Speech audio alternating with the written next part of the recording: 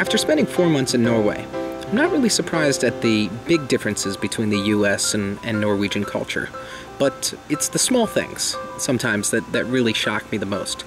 A good example is there was one day I was trying to figure out what kind of meat something was, and because my Norwegian was not really up to snuff, I essentially pointed to the meat and said moo or oink oink. And of course I sounded like an idiot, but the bigger problem was that I realized that in Norway, pigs don't say oink oink, which led to a much bigger exploration into this topic. So I put together a panel of experts and dove into this topic a little bit more.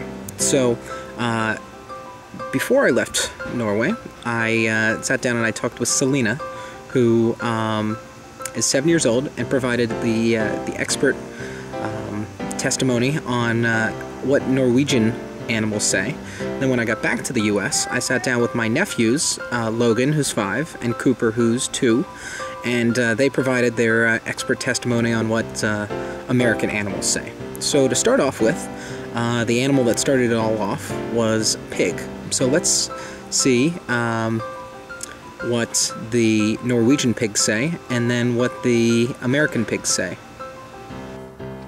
Left, left. I'm going. Oink. Now, what about a bird? Peep, peep. Treat, treat. How about a cat? Meow. Meow. And what about a cow? Woo. Woo. Here's a simple one. What does a dog say?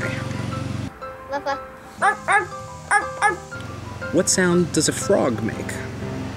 Quack, quack. Rabbit, rabbit.